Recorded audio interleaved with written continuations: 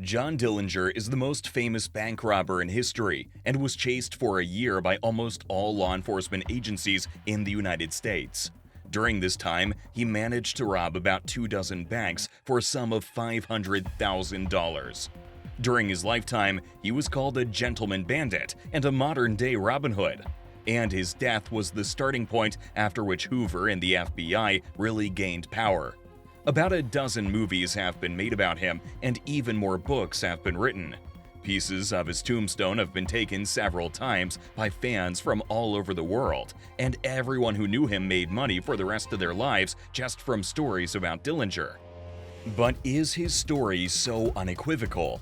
Was this man really the American Robin Hood, and why did one single year of his life give him fame that lives on to this day? We will tell you about this and much more in our video today. And if you are interested in the real story of America's top enemy and going beyond the now trite framework of his conflict with Hoover, then meet John Dillinger on the other side of the law. In the summer of 1887, the eldest child of French immigrant Matthias Dillinger named John met Molly Lancaster, a pretty girl from a large family. John and Molly married before the summer was over and opened a grocery store near Brightwood in the Oak Hill neighborhood of Indianapolis. Their firstborn, a girl named Audrey, was born in 1889, and her infamous brother would not be born until the next century. He was christened John Herbert Dillinger. The family would refer to him simply as Junior. John's mother died when he was not yet 5 years old, and due to this, he lived with his older sister until he was 9, as his father could not cope alone. He moved back to his father's house when John Sr. found a new wife named Lizzie Fields, who gave birth to 3 more children. How all this affected John Jr. remains a mystery. Some say that his father and stepmother showered him with love and attention, while others portrayed John Sr. as aloof and cruel. It's reliably known that John Jr. often ran away from home, and shortly after his father's second marriage, he became the head of the local Dirty Dozen gang. By the time Dillinger went to 6th grade, he led the most daring gang members in raids on the Pennsylvania Railroad. They would steal coal from cars on the loop line running through Oak Hill, and their neighbors would happily buy up the loot. One day, some ambitious women asked Dillinger if he would sell the coal cheaper if they helped to get it off the tracks. Since the boys were anxious to go to Riverside Park that day, they agreed. While the car was being unloaded, Dillinger's right-hand man, Freddie Whiteside, spotted a railroad officer approaching from around the bend. The boys disappeared in lightning speed, but the women were caught. That same night, however, police arrested Dillinger and the other juvenile delinquents. Because of their young age, they all escaped punishment that time. In adolescence, entertaining himself became more and more dangerous. For example, John Jr. crashed an unattended car into a coal train for fun. Often he stole whiskey from freight cars, and a couple of times he showed up at school drunk. Sharing the stolen goods, Dillinger learned fairly early the meaning of the poem by American poet Ogden Nash. "Candy is dandy, but liquor is quicker." He treated girls to stolen whiskey, then treated himself.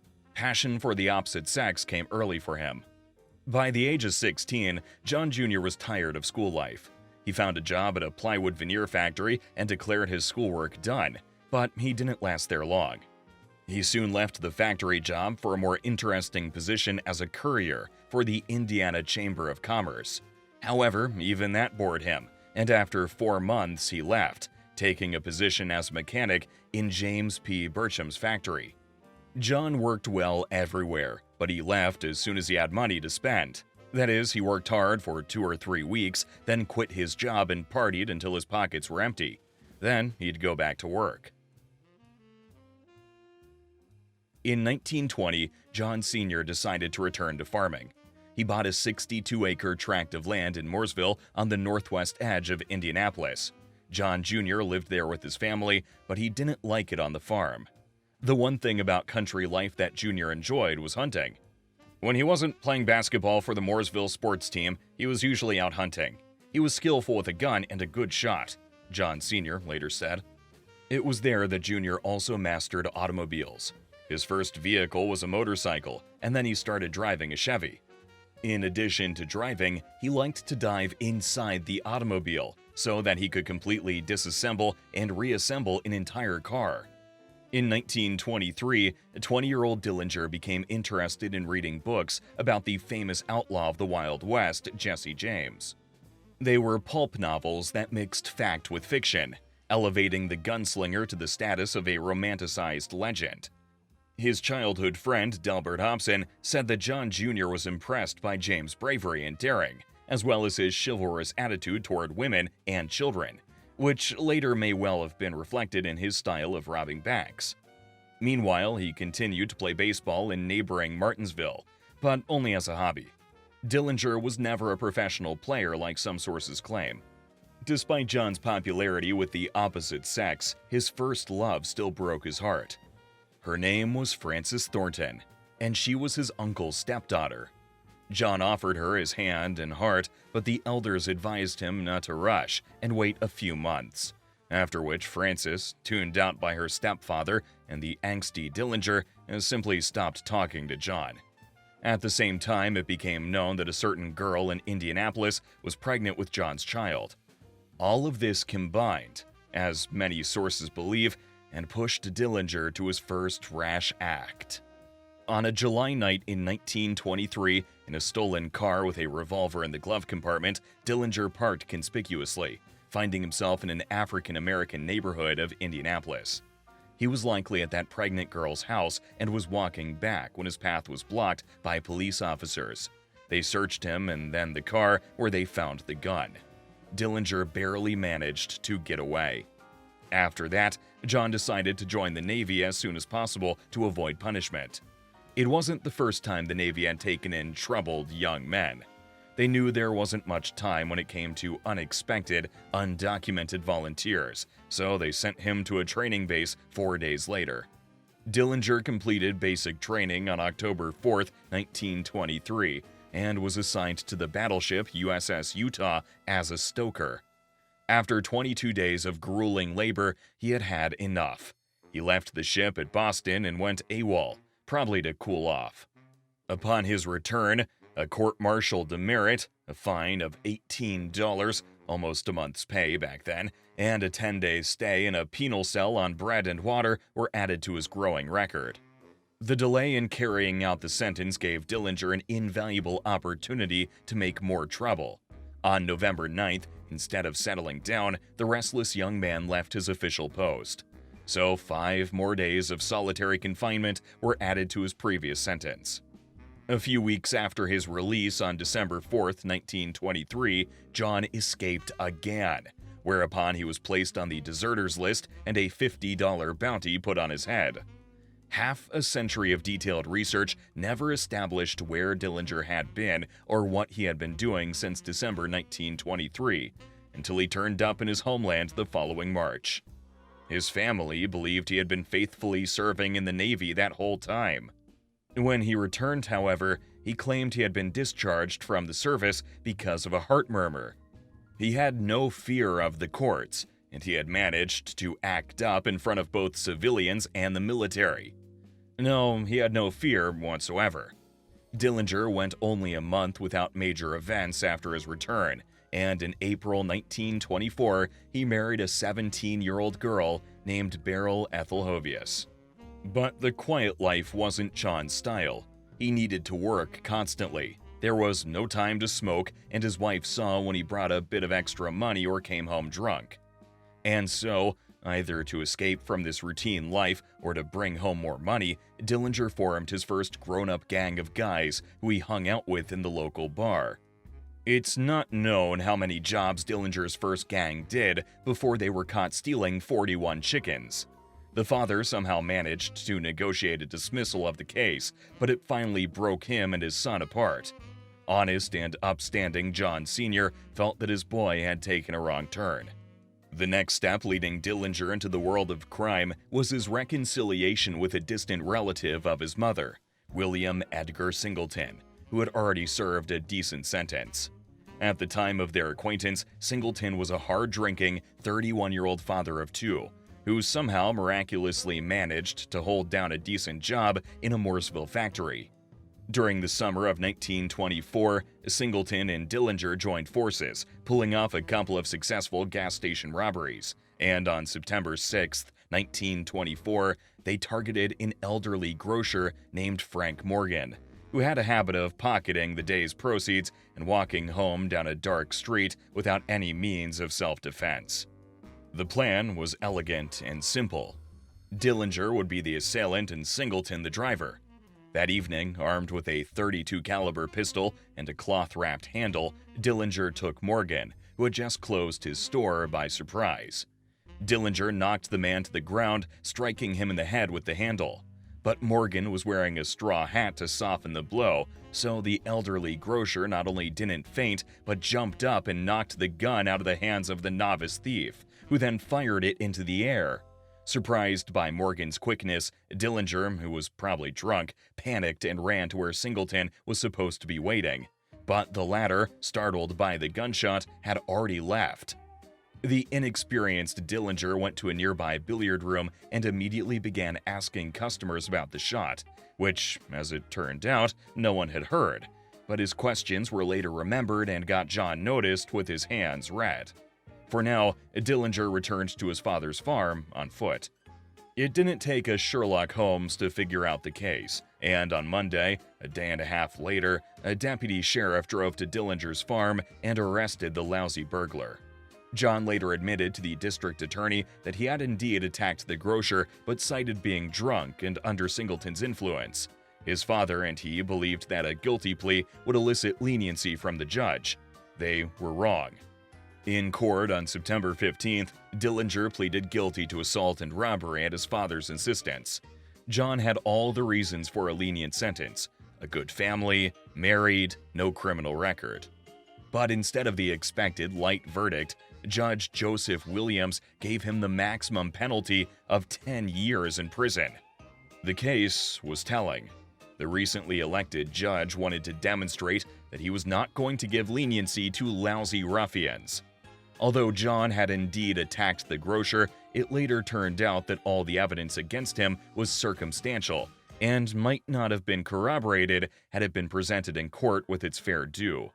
During his lifetime, John Dillinger's unjust conviction was constantly used as a reason and even a justification for his future life of crime. Singleton's sentence also added fuel to the fire. He was given 3 times less for his sentencing. After this, John felt betrayed by the system. He even said at the time that when he got out, he would be the meanest bastard the world had ever seen. Dillinger ended up in Pendleton, a grim prison facility that was a row of brown brick buildings with red tile roofs, 30-foot-tall concrete walls, and artillery towers at each corner. The facility housed 4 commercial factories run by civilians who willingly took advantage of the prisoners' almost free labor. The factories produced clothing, furniture, dishes, and sewer manhole covers. What the prisoners hated most was the hard work in the infernally hot manhole factory. And as a newcomer, Dillinger was, of course, put there. In the first 90 days of his incarceration, he tried to escape twice, which added a year to his sentence. The first time, he hid in a pile of shavings in the same foundry where they produced manhole covers, but he was spotted by the head of security, who defiantly announced, "Now let's set these shavings on fire." Dillinger immediately climbed out, getting 6 more months for attempted escape. But before Christmas, he tried again with the help of 2 accomplices who had a hacksaw used to saw through the bars. John was confident in the success of his operation and even wrote to his wife, "I'll be home for the holidays." Yet they failed to get farther than the hall, and Dillinger's sentence increased by another 6 months. In the following months, he received an additional year, and in March 1927, he fell seriously ill with diphtheria.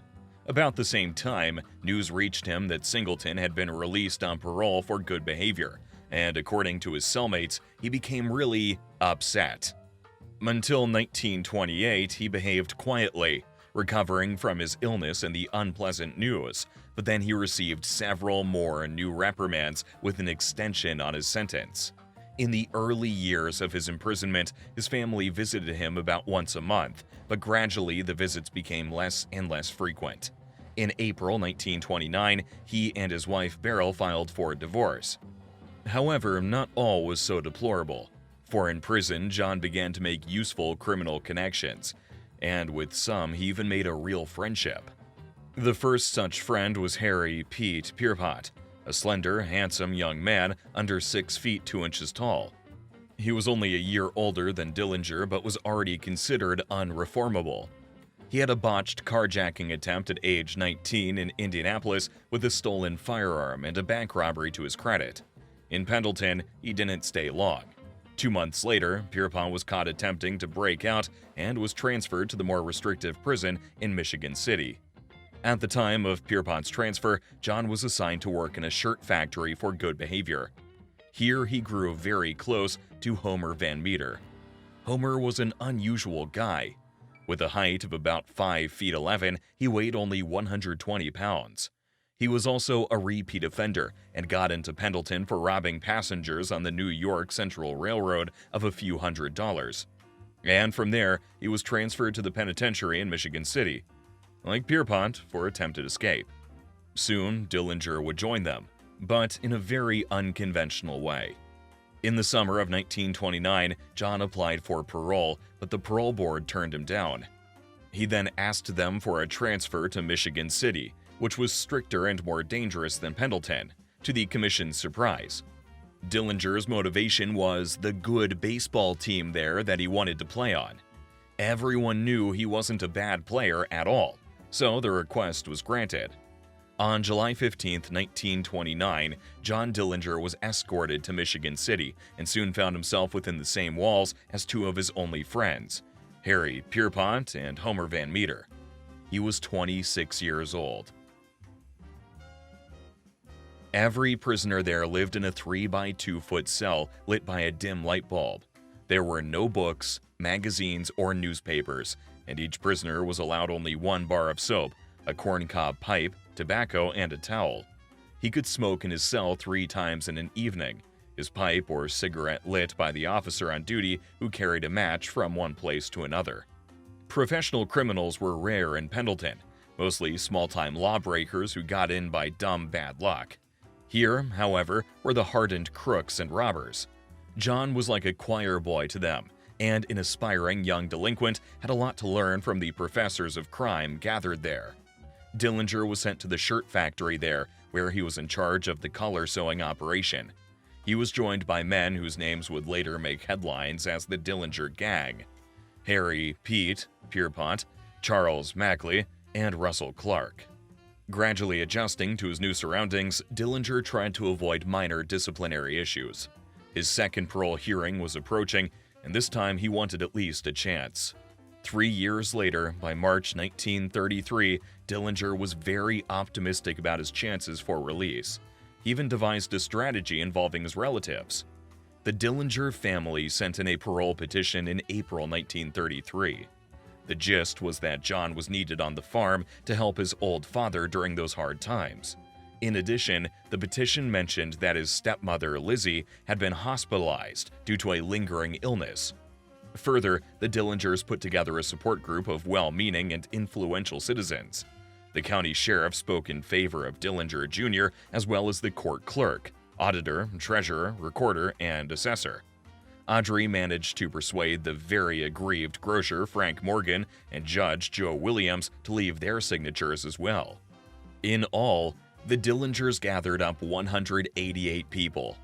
Plus, his fellow Hoosier, Paul McNutt, was running for governor, and when he reached his 10-year sentence, John's case was considered not by the prison's board of trustees, who would have denied him, but by the governor's board of paroles. The board consisted of 3 men, 2 of which voted in favor of John's release, and that was enough to set him free. John's old buddy, Homer Van Meter, also successfully applied for parole and was free by the end of May. The commission's decision, for some reason, didn't reach Dillinger until 11 days later. During that time, his stepmother Lizzie became gravely ill in Mooresville. When Dillinger did reach home, it turned out that Lizzie had already died. She was buried 2 days later, on May 25, 1933, in the same plot where his mother, Molly, had been buried 27 years earlier.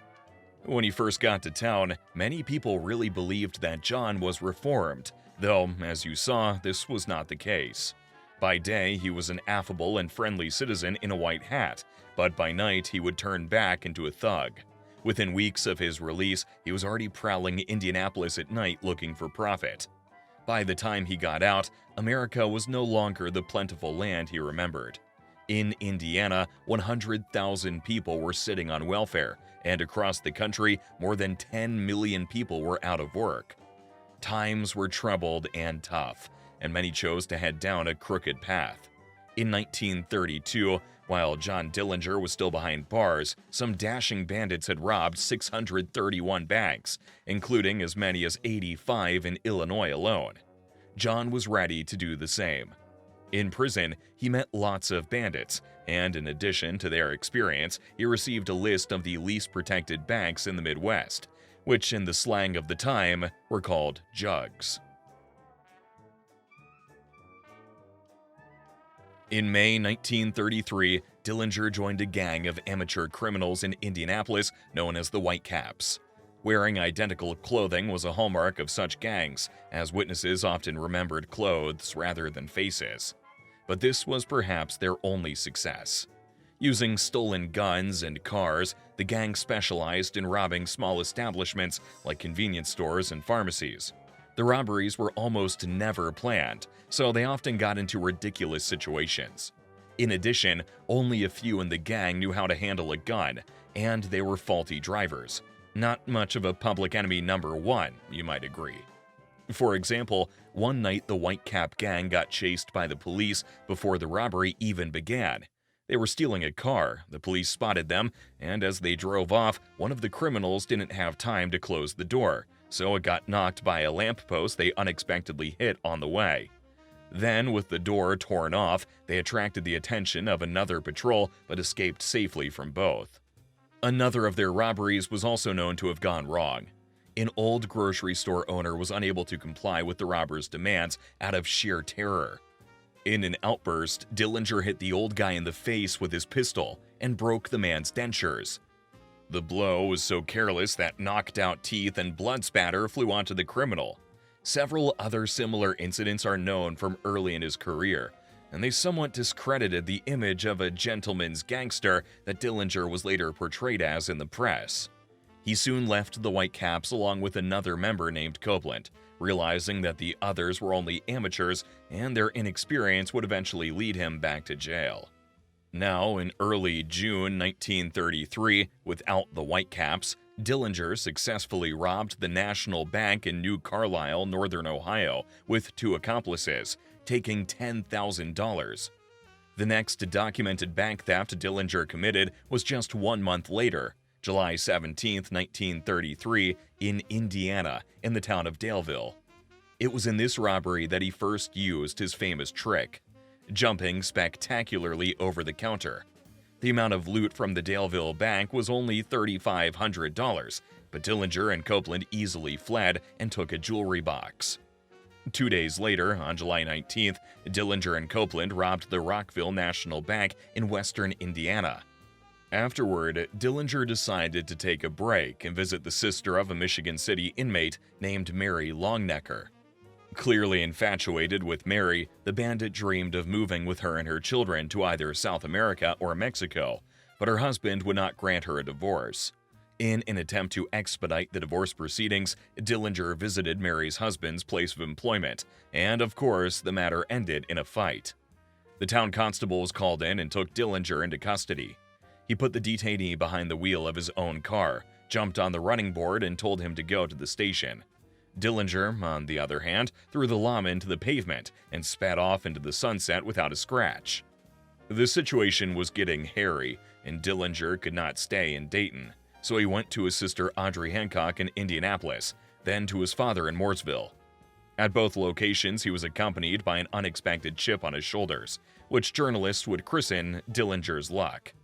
The fact is that the supervising officer revoked Dillinger's parole due to violations. However, for what exactly is not known.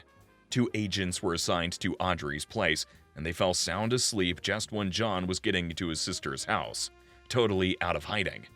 Dillinger again eluded authorities at the Mooresville farm, this time even leaving his father a birthday present of a shirt and tie right under the noses of the lawmen. Putting aside romantic and family matters, and held up by his unprecedented good fortune, Dillinger decided to get back to work. His next target was the small town of Montpelier in eastern Indiana.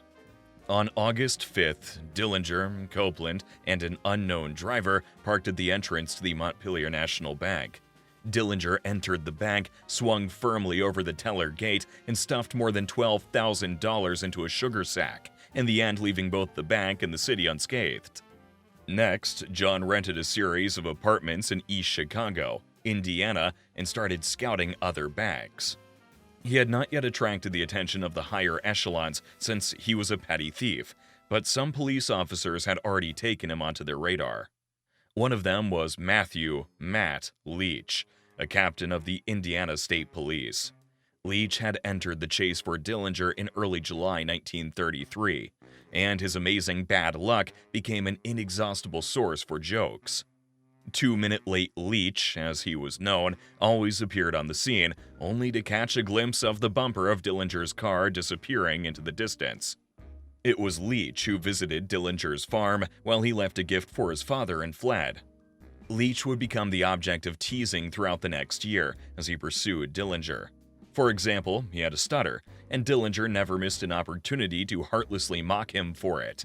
He called Leach on more than one occasion, mimicking his speech. The Indiana police, however, tried to organize themselves through Leach's initiative.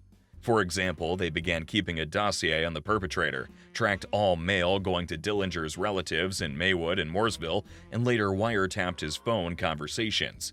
They obtained samples of Dillinger's handwriting, intercepted and reconciled letters, put every place he visited under surveillance, but all to no avail. Dillinger was one step ahead all along. The full story of his possible connection to law enforcement is still unknown. He may have been bribing unscrupulous members of the local police, promptly receiving information about setups, which helped him to be so successful in his getaways. A connection with the East Chicago Police Department is often pointed out, and will still come up in our story, but there's no solid evidence to support this accusation. One thing is certain. Emboldened by his success, Dillinger expanded the size of his gang and its training, and began using the methodical approach to bank robbery that he had learned in prison. This, along with the new technology available, made him a formidable opponent for law officers. Bank robberies in the United States began in the 19th century, but it wasn't until the early 20th century that a German immigrant named Hermann Lamb introduced a new systematic approach to the occupation. It began with a study of the principles of bank operation. Different people were used for different duties in a robbery: watchers outside, robbers inside, driver, etc. The robberies were also timed and rehearsed. Each step was carefully planned, and the escape was a key element of Lamb's method. It became a kind of art in itself. To get away, the bandits would usually use stolen cars, then transfer to other cars a few miles from the scene of the crime. On their way out of the bank, they would scatter roofing nails along the road. Since cars of the time were equipped with tube chambers and thin tires, this tactic was often successful. The route of retreat was planned especially carefully, always bypassing major highways. But study plans were not Dillinger's only advantage. Several new technologies and inventions played just as important a role in his successes, such as new guns and fast cars, which were not available to the police at the time. First, the bandits had the most modern weapon, the Thompson submachine gun. Police officers, on the other hand, were mostly armed with low-caliber pistols, leaving them at a disadvantage. Second, criminals quickly realized the advantage of speed and an 8-cylinder engine. Dillinger favored the Hudson Essex Terraplane, a car with a small trunk, 17-inch wheels, and a powerful engine. It was hard to drive such a car, but it was fast, and Dillinger was a very skillful driver. Third, the bandits had mastered another echo of war: body armor. It was slung over the shoulders and had many pockets which held lead rods. Such vests, capable of withstanding the kinds of small-caliber bullets used by the police, saved the lives of Dillinger and his gang more than once. As July 1933 turned smoothly into August, his eye fell on Ohio. With a powerful new gang of 5, the bandit arrived in Bluffton on August 14th. He had a fast, modern car and heavy artillery. The Bank of Bluffton was one of the places where new technology was used to protect against criminals. The safe had a timer set to open only at a certain time that the robbers didn't know about, and this annoying detail changed the course of the robbery. Dillinger and his partner entered the hall. John jumped over the counter and ordered the cashiers to fill a pillowcase with cash. They then went to the timer safe, which there was no way to open, and it probably made the thieves very upset. Then, the second newest technology came into play: an alarm system. The button was either wired to the police station or to a bell attached to the outside wall of the building. Bluffton had the second option, and while Dillinger was grumbling at the timer, the alarm rang deafeningly outdoors. Gunshots rang from outside, one of the gang members firing a line of automatic weapons into the air to push back the crowd that was gathered around the bank. Defeated by the timer, Dillinger left the premises with a paltry $2,100. The 5 bandits jumped into a car, on the way firing their guns over the crowd to disperse it a bit. The police never made it to the scene, and the event was so nerve-wracking that terrified eyewitnesses couldn't even identify the make of the car the criminals were in.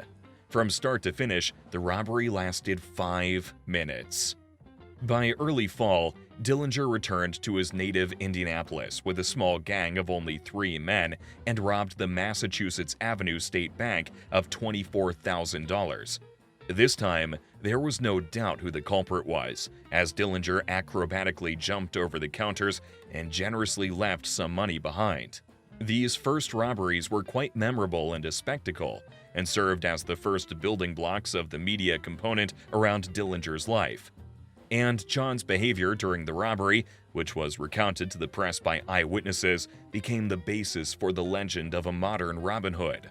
Because in the process, John always remained cool and calm, smiled disarmingly despite the flying bullets and deafening ringing of the alarm, and was always courteous with the hostages, and let them go unharmed, sometimes with money. In September 1933, John Dillinger interrupted a string of successful robberies to settle matters in his personal and professional life. The professional one was the release of his dear pal, Harry Pierpont, who had never been granted parole. After taking a cut from the Indianapolis case, Dillinger bought pistols and delivered them to the prison. He had a middleman from a shirt factory who was able to smuggle them in boxes of string.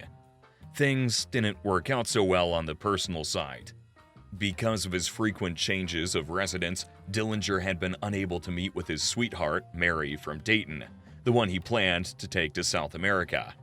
Finally, after a successful exchange of letters, a meeting was arranged. These communications were just as successfully intercepted by Dayton City Police, and an ambush was set up at Mary's apartment building, resulting in John's arrest. News of Dillinger's arrest spread quickly among both law enforcement and the criminal community. Investigators from Pennsylvania, Indiana, and Ohio were eager to talk to him, but he didn't want to talk back. Ballistic tests on his guns did not match any of the results of various robberies, especially those in which officers, police, or citizens were injured or killed, so no charges could be brought against him on that account. Then a group of witnesses to the mid-July robbery were brought in, and they identified Dillinger as the robber. That gave prosecutors the opportunity to schedule a hearing for September 30th. 4 days after John's arrest on September 26th, 10 inmates escaped from the Michigan City prison using guns that Dillinger had given them. Among the escapees were Harry Pierpont, John Hamilton, Charles Mackley, and Russell Clark, soon to become members of Dillinger's gang. The group actually walked out the front door of the prison, Using contraband weapons, they took hostages, moving from room to room, eventually breaking themselves free. Outside the walls of the jail was a Chevy that belonged to the sheriff delivering a new inmate. 4 of the gang climbed into the car with the sheriff as a hostage and sped away. The other 6, including Pierpont, ran across the prison yard to the gas station and demanded the keys to the duty officer's car. The officer refused and attempted to flee, suffering a minor injury. The 6 convicts eventually confiscated a car from a senior couple and sped out of Michigan City. The first group of 4 inmates got their Chevy stuck in the mud a few miles from the prison. One of them was killed and the other 3 were arrested. The group of 6, including Pierpont, was luckier. Zigzagging south through Indiana, they reached Indianapolis. After changing clothes, Pierpont's group headed for Ohio and immediately began planning the release of their savior Dillinger, who was now awaiting trial behind bars. Meanwhile, Harry Copeland, Dillinger's former partner in Indiana, joined Pierpont's gang in Ohio. To free Dillinger, they needed money, and to get it, Pierpont, Hamilton, and Clark robbed a bank in St. Mary's. The robbery brought in over $14,000. Dillinger was transferred at this time to a facility in the town of Lima. Good news for his liberators, since it was much less guarded than his former place of confinement. Before going to prison, John had met another woman, who he then grew greatly attached to. Her name was Evelyn Frechette, Billy for short. She had French and American Indian roots and was born on the Menominee Reservation in Wisconsin in 1907. She was just over 5 feet tall with black hair, brown eyes, and high cheekbones. Women who were married to, lived with, or traveled with bank robbers and other crooks were often referred to as molls by the press. The role of women was often downplayed by the media or ignored altogether. However, many researchers argue that these women prolonged the criminal careers of their boyfriends or husbands by renting apartments, buying cars, treating wounds, acting as couriers, and serving as covers. Frechette clearly fit the definition of a moll. Dillinger met her in Chicago when she was working at a dance hall. Dillinger was fascinated by her glossy black eyes and haunting beauty. Frechette was equally drawn to Dillinger. "I was 25 years old, out of a failed marriage, and when I met John, everything changed," she said of their first meeting. At the time of Dillinger's arrest in Dayton and time served in Lima, Frechette was in Kokomo, Indiana. Somehow, the lovesick Dillinger had indicated that he wanted her by his side if he managed to escape, so Pierpont sent for her. And while Dillinger's romantic affairs were being resolved, painstaking work was going on to make his escape plan a reality. The gang's first idea was to use a lawyer to bribe Lima's sheriff, Jess Sarber, who was guarding John, but he wouldn't sell out. So they had to take the more difficult route. On October 11th, Pierpont, Clark, Mackley, Hamilton, and Edward Schaus drove 2 cars into Lima to inspect the town and the jail. On October 12th, the 5 returned to Lima for action. Simulating a bank robbery plan, Pierpont, Clark, and Mackley entered the prison. Schaus served as a lookout. Hamilton stayed with the 2 getaway cars. Sheriff Sarber, his wife Lucy, and the deputy sat in the office. It was 6:30 p.m. Dinner for the inmates had just ended. Neither Sarber nor the deputy had any weapons. The sheriff did not take the potential danger his inmate posed seriously. When the 3 entered the jail, they told the sheriff that they had come from Michigan City to take Dillinger there. Sarber did not believe them, so he got severely injured by a bullet from a pistol. The criminals, however, took the keys to the cells and went after Dillinger. On their way back, Clark and Pierpont locked the men who had been with Sarber in the cell, preventing them from calling for help for the dying sheriff. When help finally arrived, it was too late. Sarber passed away in the hospital. Outraged, Lima residents formed into 6 posses to pursue Dillinger and his accomplices, but they got away without a trace. That was how serious violence got into Dillinger's world. After all, a bleeding, unarmed sheriff is not the same thing as a randomly fired gun or broken dentures. Governor McNutt, whose approval allowed Dillinger out on parole, took his escape and the resulting crime spree very seriously. Immediately after the escape, Dillinger and the gang not only raided a police station, but a couple of police stations, taking all the guns with them. So the governor ordered Leach to form a special squad of 6 police officers for the sole purpose of tracking down Dillinger and his accomplices. He also beefed up security at the state's armories with 700 members of the Indiana National Guard. Indiana prisons had also begun boosting their defenses. Fort Wayne and Indianapolis built steel cages inside prisons for added protection. They started installing metal bars in the windows of police stations. Indianapolis purchased armored cars with machine guns for police officers. Police stations started to be fortified almost everywhere. The Central National Bank in Greencastle, Indiana, was also concerned about security, but on Monday, October 23rd, a guard who was supposed to be in a protective booth went into the basement. Right then, Dillinger, Pierpont, and Mackley entered the bank while Clark stood watch outside. The robbery took exactly 5 minutes. Mackley checked with a stopwatch, and Dillinger kindly left a wad of money for a farmer who had not had time to deposit it. The residents of Greencastle were delighted with the style of robbery. After all, the bandits didn't kill anyone and even left some cash behind. But the reaction of the bank owner aroused suspicion. "We're not seeking any publicity in connection with Mr. Dillinger's crime," said the director. Suspicions arose of cooperation between the robbers and the banks. A 1933 law, part of Franklin D. Roosevelt's New Deal, protected depositors but not banks. Banks were only protected from theft if they had private insurance, which was exactly what Greencastle Bank had. Since many banks were failing at the time, getting robbed for an unknown amount was not such an unwelcome event. That Dillinger's business was a setup has not been established for certain, but the vague statements as to the exact amount stolen, as well as the desire to hush up the case as soon as possible, were highly suspicious. At any rate, this stunt brought the gang its biggest jackpot of all: $75,000 in cash and bonds. The public was of two minds about the uproar raised by John Dillinger. Although the death of the sheriff in Lima had only recently occurred, the event was quickly forgotten. The idea had circulated that Dillinger was actually a kind of Robin Hood, robbing from the rich and giving to the poor. He didn't really give to the poor, but his spectacular escapes, risky deeds, and chivalrous behavior gave him such an angelic rep.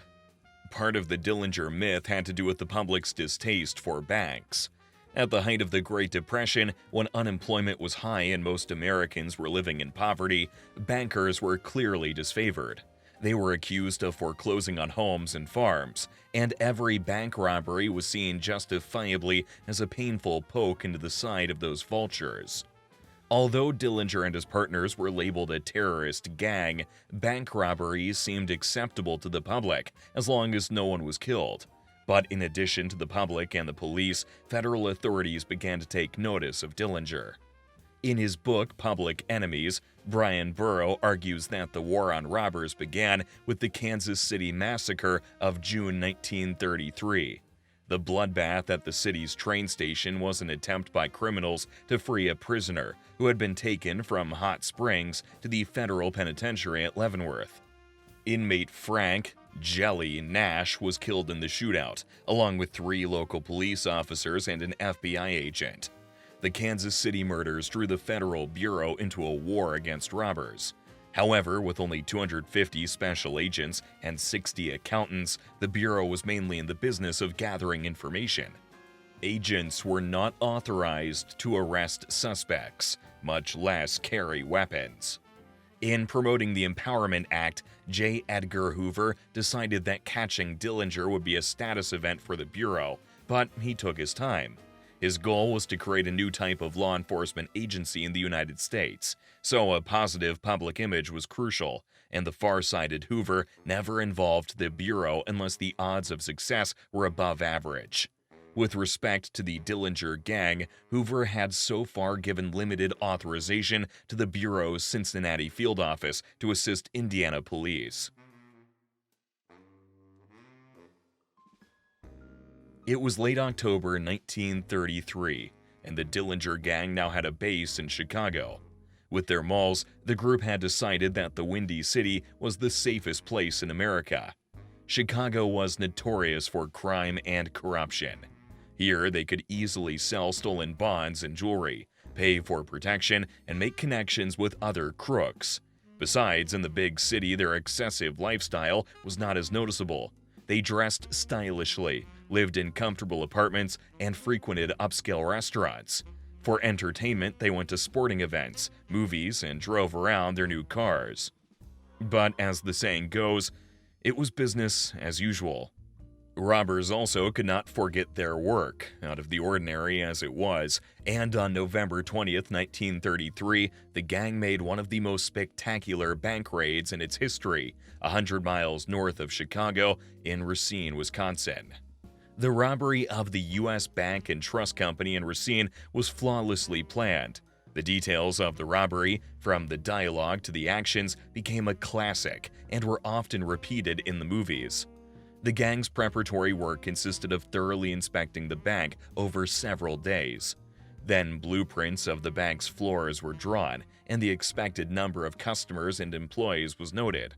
Careful plans for the escape were made and laid out in minute detail, both in time and distance. A black Buick Auburn with folding seats and bright yellow wire wheels was chosen for the escape. At the wheel was a mysterious new recruit in charge of leading an experimental labor system. The driver of the Buick drove past the bank twice, each time dropping off 2 men to attract less attention. He then parked the vehicle behind the building, leaving the engine running. The 4 outlaws, dressed in stylish suits, hats, and coats that safely concealed their Thompsons, entered the bank in pairs through the main street entrance.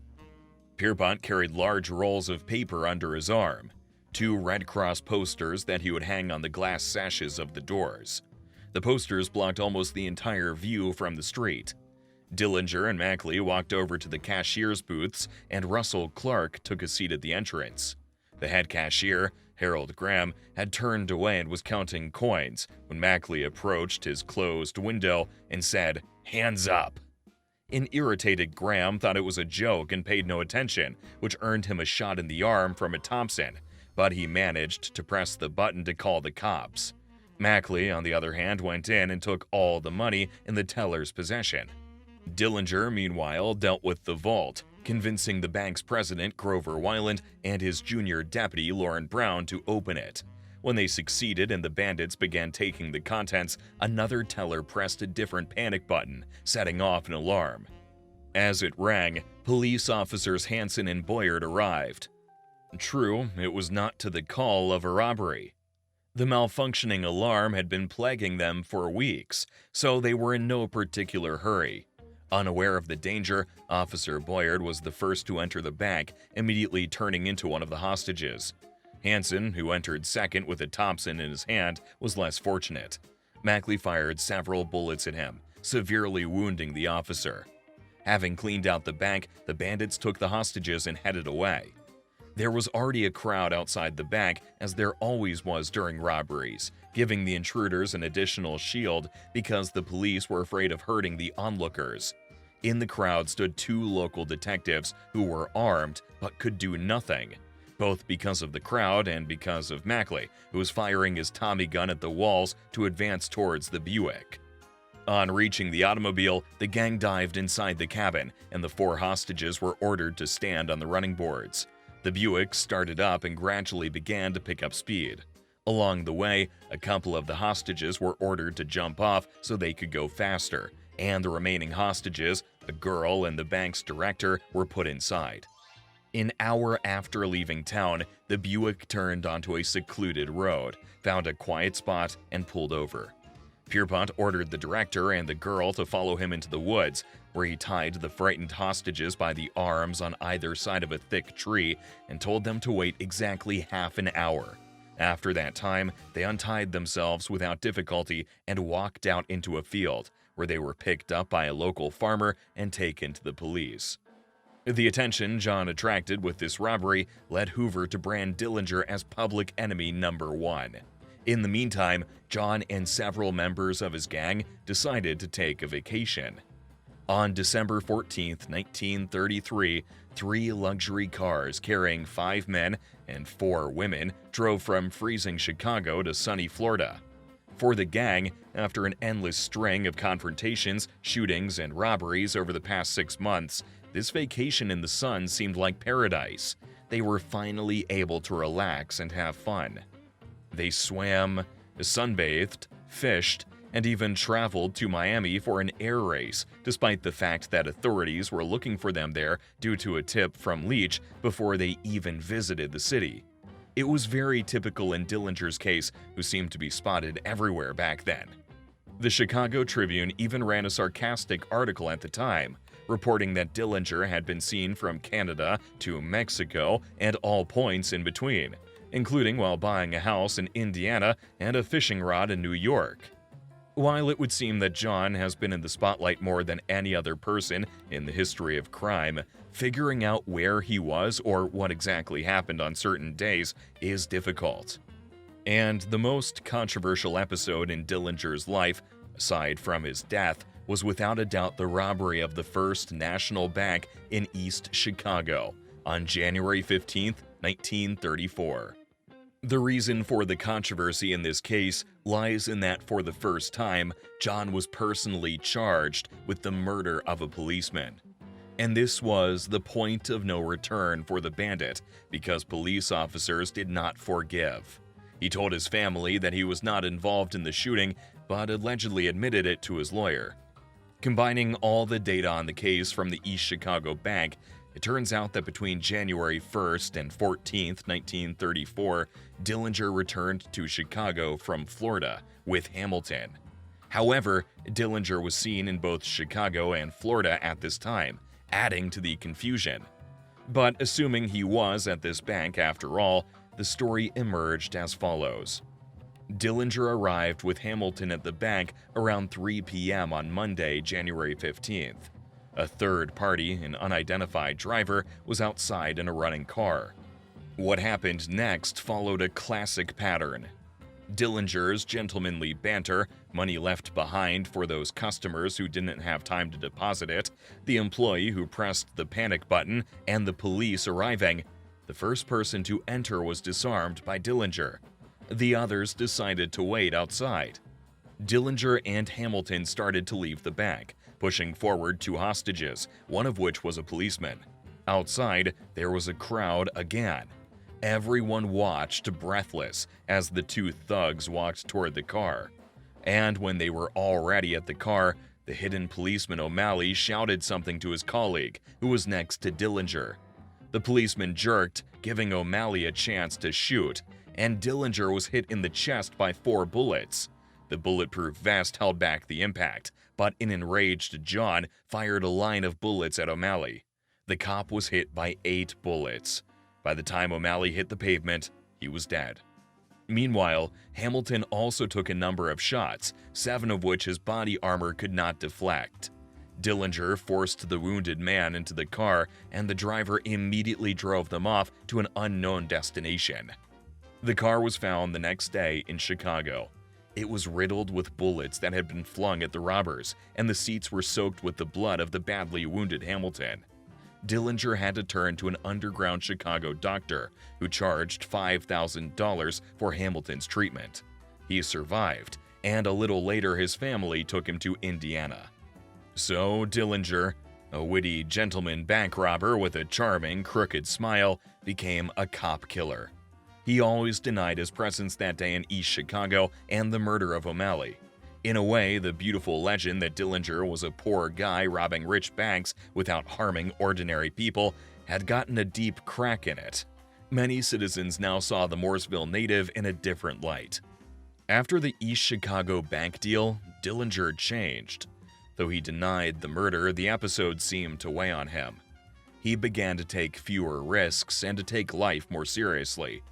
He once said that every man has the right to defend himself, as if he was trying to justify it. The rest of the gang was away from Chicago at this time. Mackley, Pierpont, Clark, and their friends left Florida in early January and arrived in Tucson, Arizona a week later. Feeling at ease, Clark and Mackley started drinking and talking too much. At their posh hotel in the early morning hours of January 22nd, a fire broke out. Firefighters arriving on the scene were surprised by the two men's request to remove suitcases of valuables from their room. They were further surprised by the weight of the suitcases.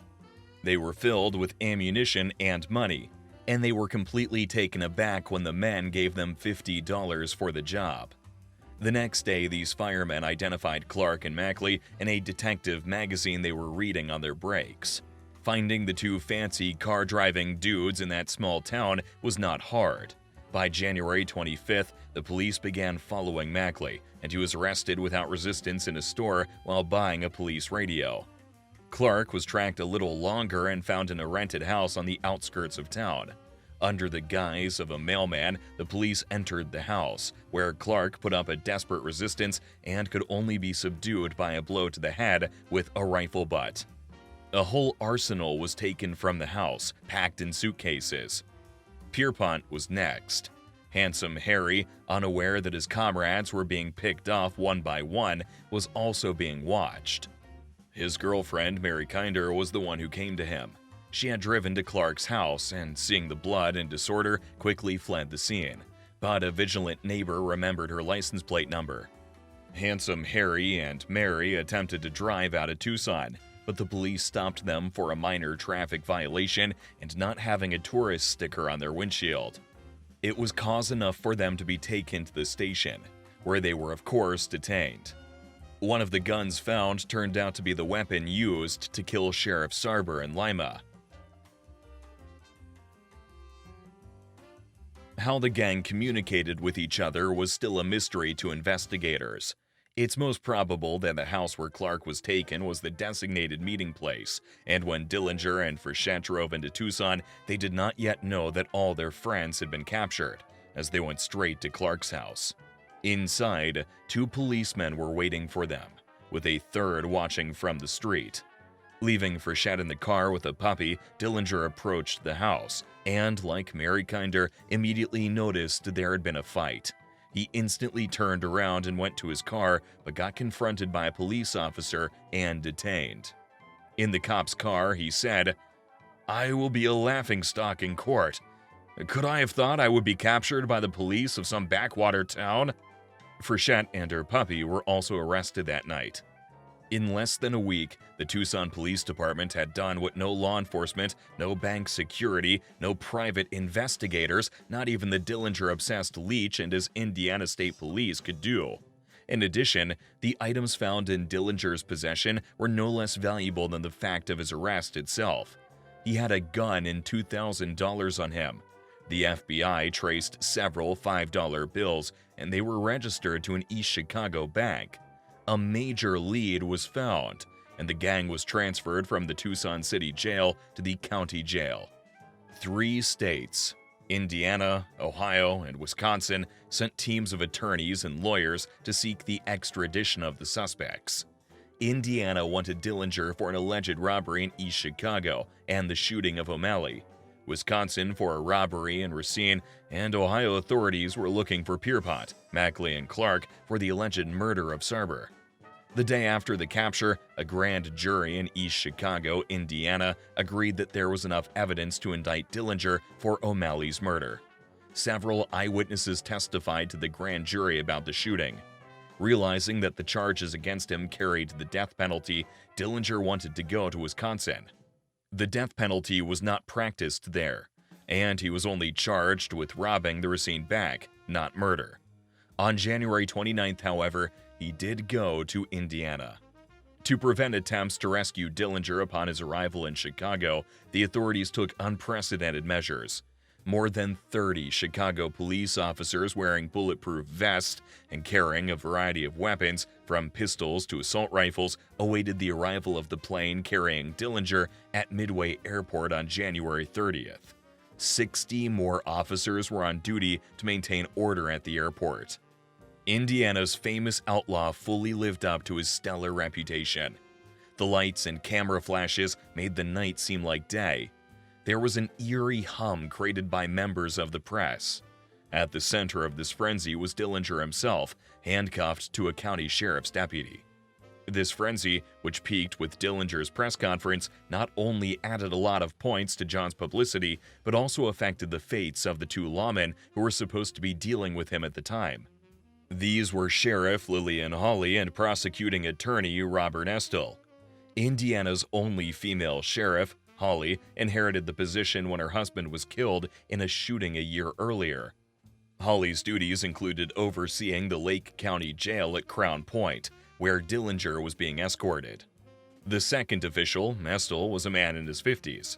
He traveled to Arizona to lobby for Dillinger's return to his jurisdiction. It was Estill who authorized a press conference with the prisoner, which was a complete media and reputational failure for the authorities. Dillinger immediately unleashed the full avalanche of his dark charm onto the ravenous press.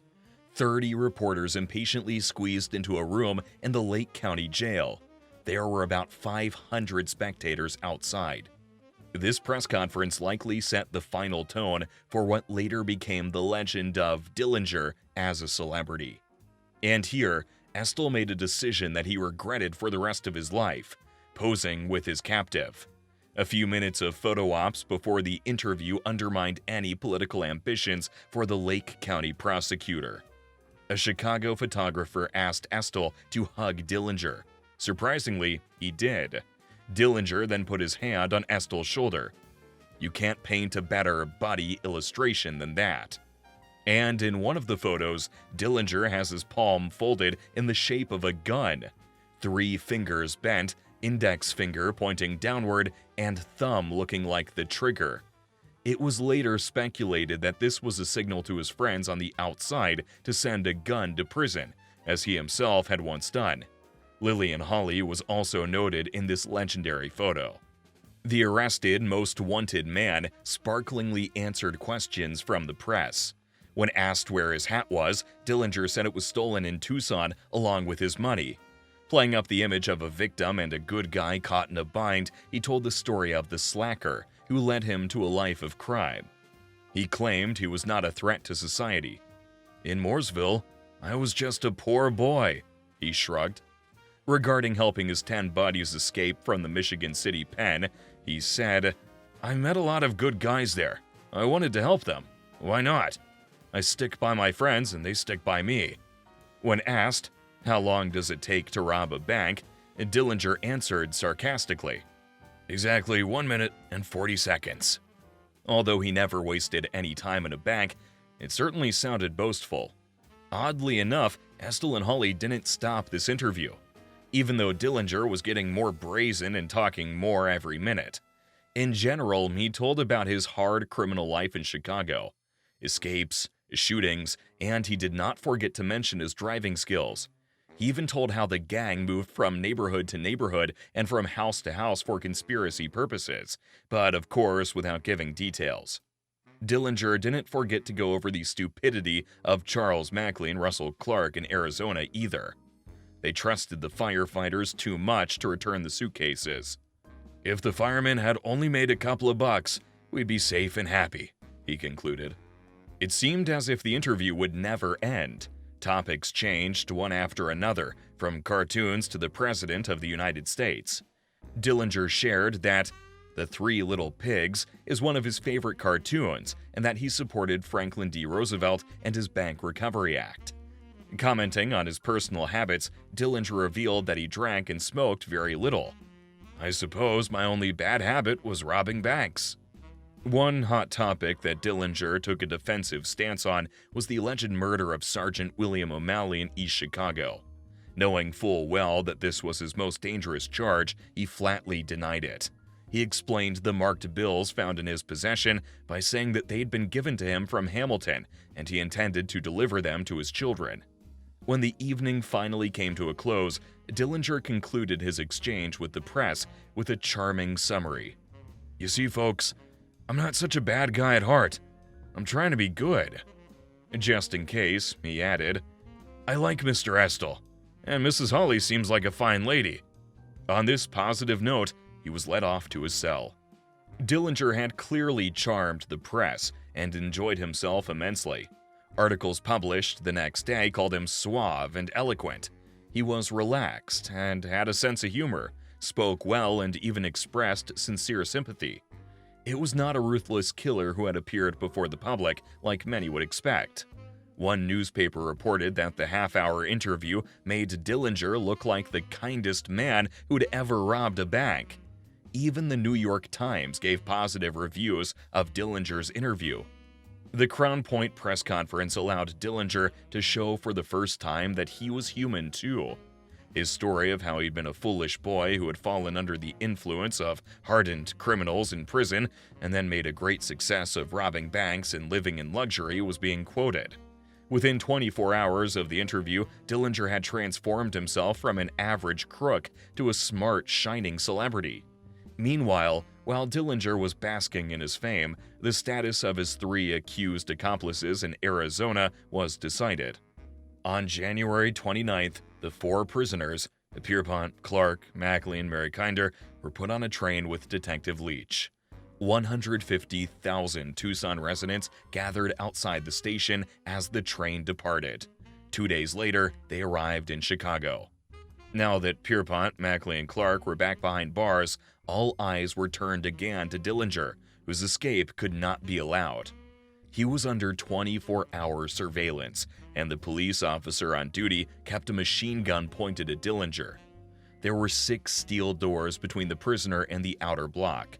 As an extra precaution, Hawley stayed up most of the night, armed and loaded. The perimeter of the prison was patrolled by guards, armed volunteers, and the Indiana National Guard, carrying Browning automatic rifles capable of ejecting 120 bullets per minute and piercing body armor. The day after his arrival on January 31st, Dillinger hired Chicago attorney Louis Paquette. The 2 men met and built a simple folded line of defense. Although several witnesses identified Dillinger as the shooter, Paquette maintained that his client was not in East Chicago. In fact, when O'Malley was killed, Dillinger was vacationing in Florida. However, John didn't really want to wait for the court's decision and wanted to decide his own fate. Dillinger came up with a plan to escape from Crown Point Prison, bringing him even more fame and finally cementing his status as a legend of the crime world. This escape, which took place on March 3, 1934, is still the subject of lively debate. The conflict centers on whether Dillinger escaped from prison on his own or whether he had help. At the center of the plan and debates was a weapon. But what kind of weapon was it? Version 1 suggests it was a real gun smuggled in. But someone had to have smuggled it in, right? Only Paquette the attorney and Frechette, who was searched by Hawley, had access to Dillinger. Both Paquette and Frechette were suspected, and even Sheriff Hawley. The second theory, the most famous, is that Dillinger made the gun himself. According to John, it was made out of wood from a washboard, painted black with shoe polish, and with inserts of old razor blades to give the gun a realistic look. The fake gun had no grip and was therefore difficult to hold. The weapon became the subject of both folklore and fierce controversy. Did Dillinger really design it? Was it made of wood or soap? There's speculation that the fake was made by an expert on the outside, and Frechette or Paquette carried it into the prison. After all, how could John, who was under guard 24 hours a day, make a fake and paint it with tar? And so well that even experienced guards couldn't tell the difference. There is a version with 2 pistols, one real and one fake. Some bribed employees came with a real gun and handed it in, and the wooden one was delivered and left with Dillinger. Either way, whether the gun was real or not didn't make much difference to what happened next. After a month of intense shifts, those guarding Dillinger at Crown Point Prison were exhausted. 24-hour shifts had come to a halt. On the morning of March 3rd, an elderly prison worker named Cahoon and 2 assistants entered a large gym on the 2nd floor of the prison. They were to deliver soap and supplies for Saturday night bathing to 14 inmates, including Dillinger, in the prison cell block. Unfortunately, the worker and his assistants did not check that the prisoners were locked in before entering the prison cell block. Soon the old man felt something like a gun against his back. Dillinger ordered 2 workers into the cells.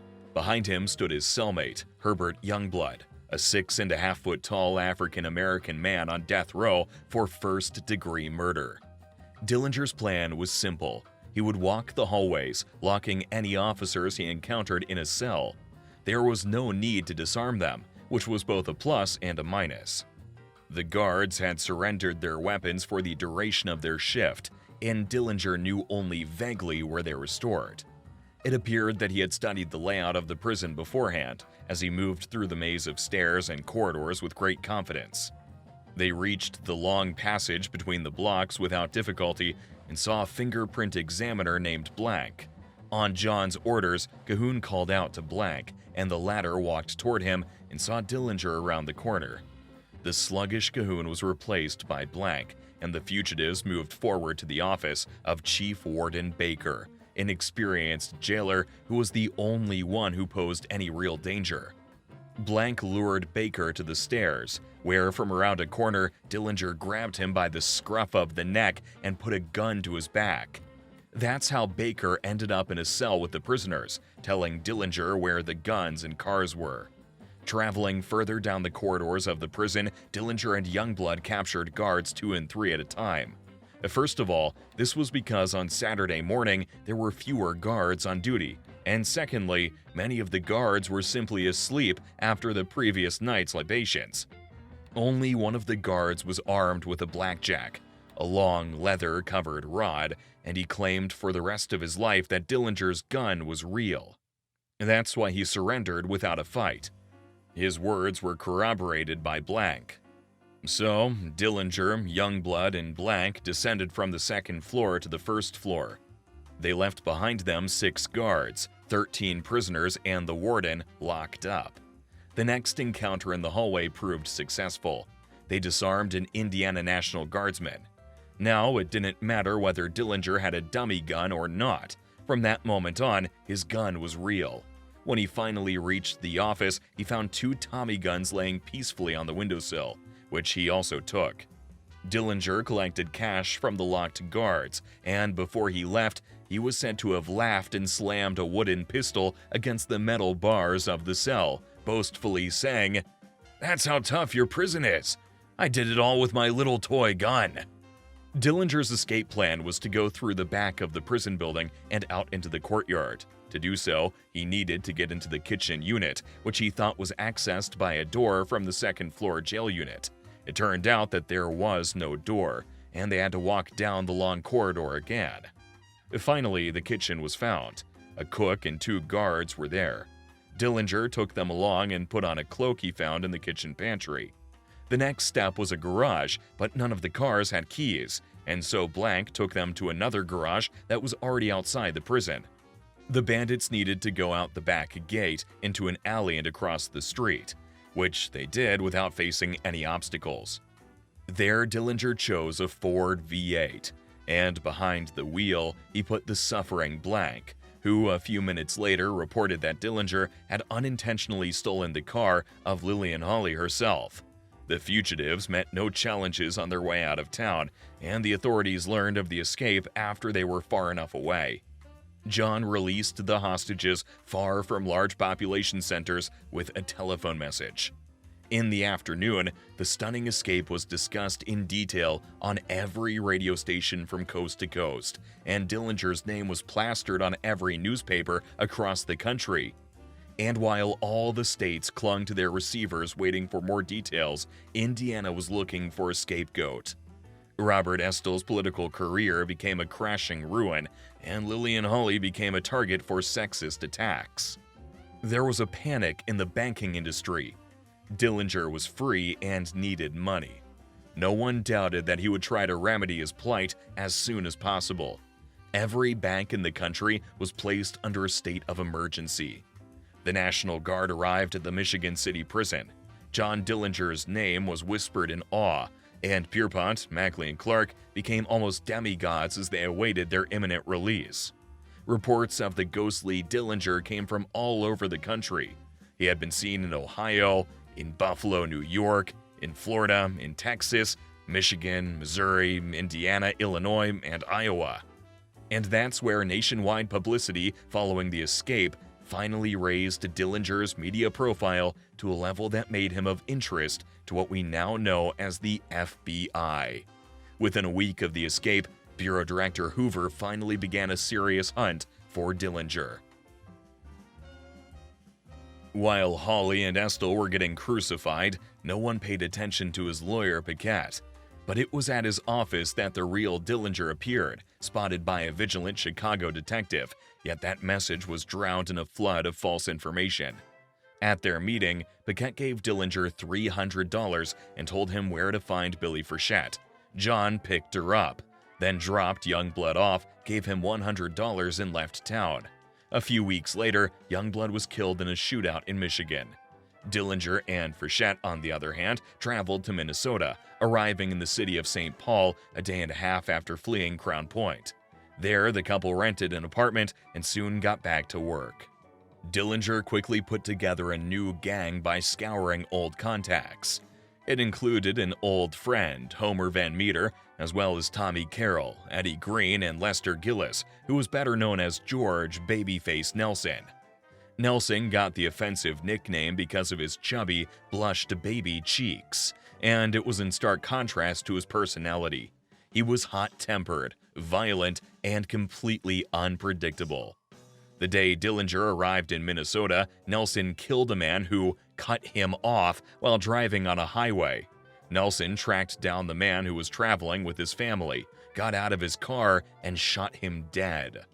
This second Dillinger gang, as it was dubbed in the newspapers, wasted no time.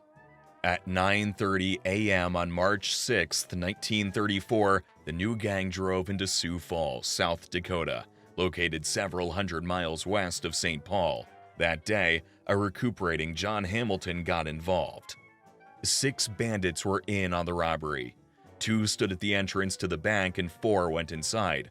The guard reacted instantly and pressed the panic button, which angered one of the gang, probably Babyface. He jumped on the counter, began screaming frantically, and spotting a cop in the window, fired a line at him. The officer was badly hurt but survived. The gang didn't invent anything new to get away either.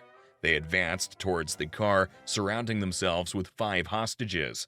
During the escape, a fierce shootout with the police ensued, but the robbers had heavier firepower and the guards quickly fell behind. A few miles out of town, the bandits moved into an old Chevy, hauled their belongings into it, released the hostages, and after changing cars a couple of times along the way, successfully broke away from the pursuit, which was then being accompanied by airplanes. When the news from Sioux Falls first reached the public, no one believed it, and a little later the then-famous comedian Will Rogers commented on the episode, referring to the operation of the police in Chicago, not in Sioux Falls.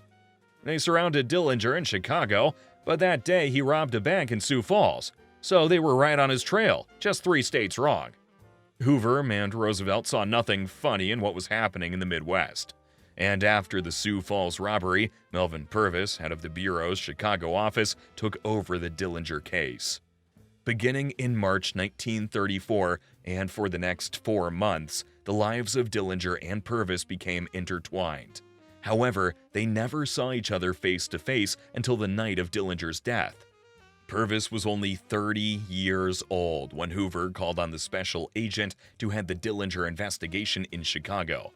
When he joined the Bureau in 1926, Purvis fit the profile of Hoover's model agent perfectly. He was a Southerner, well-educated, neatly groomed, handsome, wealthy, and white. Purvis was probably ill-prepared for the task he was assigned. In truth, he lacked the basic police training necessary to deal with a criminal of Dillinger's caliber.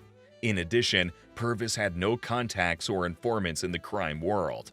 Still, Hoover trusted him, and on March 12th, the Bureau issued its first wanted notice for Dillinger. The chase was on. And while John was frolicking at will, the fate of his friends, whom he had not yet given up the hope of freeing, was being decided. On March 11th, after a 3-day trial, Pierpont was unanimously found guilty of first-degree murder. The same verdict went to Mackley. The electric chair awaited them both. Clark, on the other hand, received a life sentence. Dillinger's next victim was the First National Bank in Mason City, Iowa. It had an impressive $240,000 in cash reserves, and it was located in a small town of 25,000 people 23 miles south of the Minnesota border. A couple days before the case, Green and Van Meter, disguised as salesmen, went to the home of Fisher, the assistant cashier. They needed to know him by sight because Fisher knew the codes to the vaults. Then Dillinger, Carroll, Hamilton, Chase, and Nelson arrived. They loaded into a Buick stolen the day before and drove off to rob the bank. The car stopped at 2:20 p.m. in the back.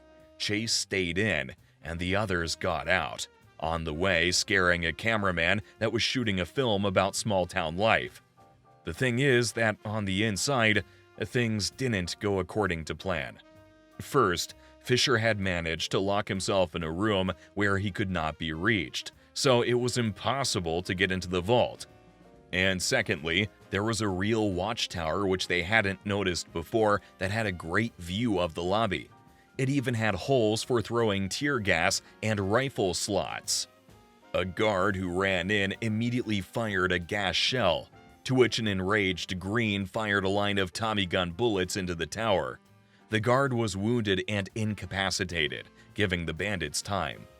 Gas, however, was slowly filling the room, with people crying and coughing on all sides. It wasn't calm outside either. Nelson was on a rampage out there, shooting everything and everyone around him with a machine gun. The robbery was getting out of hand and attracting the attention of more and more cops and onlookers.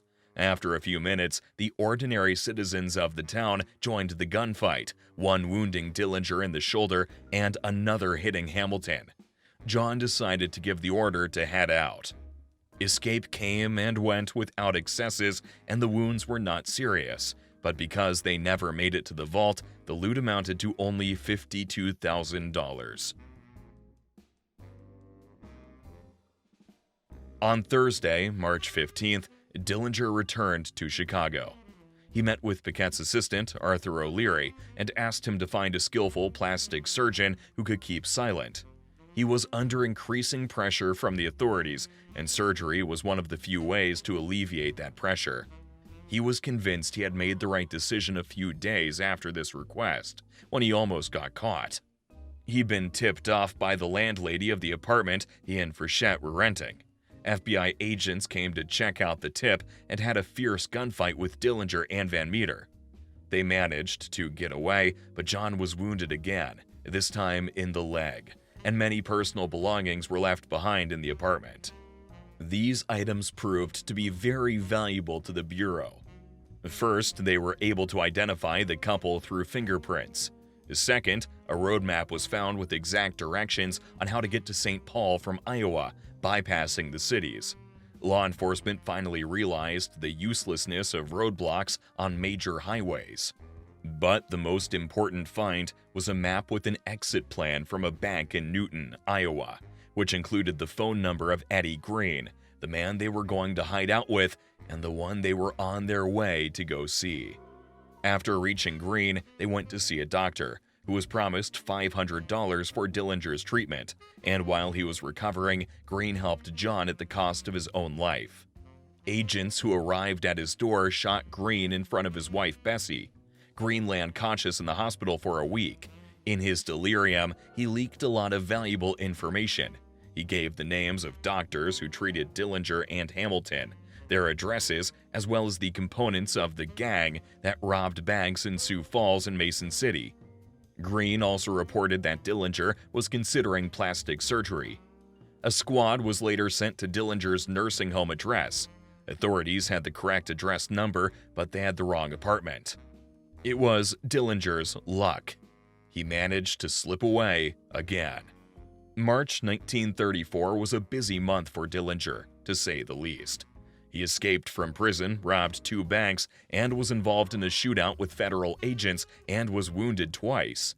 The public continued to see him as untouchable by the authorities, and the legend of John Dillinger fleshed out in incredible detail. The authorities, from federal to local, seemed incapable of making a single good decision.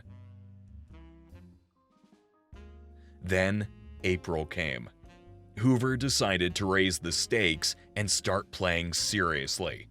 In early April 1934, he sent 50 agents to St. Paul and Minneapolis under the direction of 2 of his aides. Using the phrase, "war on crime," Hoover went after not only Dillinger but also Babyface Nelson, Pretty Boy Floyd, the Ma Barker Gang, and Bonnie and Clyde. Even despite this and the constant surveillance of his father's house, Dillinger managed to attend a family reunion on April 8th, where almost all of the immediate family was gathered. It was on this day that another famous photograph of Dillinger was taken. Standing outside the house, he held a machine gun in one hand and the wooden Crown Point pistol in the other. Lunch and his subsequent departure occurred without incident. Dillinger was lucky again because a couple of hours later, 14 federal agents were there, searching the farm. On April 9th, Dillinger and Frechette arrived in Chicago and arranged to meet their lawyer at a downtown bar. Frechette was the first to go in the bar and inspect, and was arrested by FBI agents who were already waiting for them. They did not see Dillinger in the car, and since he could do nothing to help his lover, John drove away, later asking Paquette to defend Frechette in court. Bureau agents took Frechette to their office. There are reports that her interrogation was rough and brutal. But she never broke down, and the Bureau was unable to get any information from her. She was eventually given 2 years in prison. Dillinger, of course, was very upset by the arrest of his ride or die. Now added to the constant thoughts of freeing his friends in Ohio was his concern for Frechette. He had planned to free her when he was transferred to St. Paul, but after calculating the odds, he realized it wouldn't work. He didn't have the resources for a big shootout. After spending some time in Chicago, Dillinger's gang decided they needed to cool off a bit and recover from their wounds. So they retired to the Little Bohemia Lodge, tucked away in the wilds of Wisconsin. Opened in 1930, the Little Bohemia was a 2-story building with a dining hall, bar, kitchen, and a large area with a fireplace on the first floor. Rooms were located on the second floor.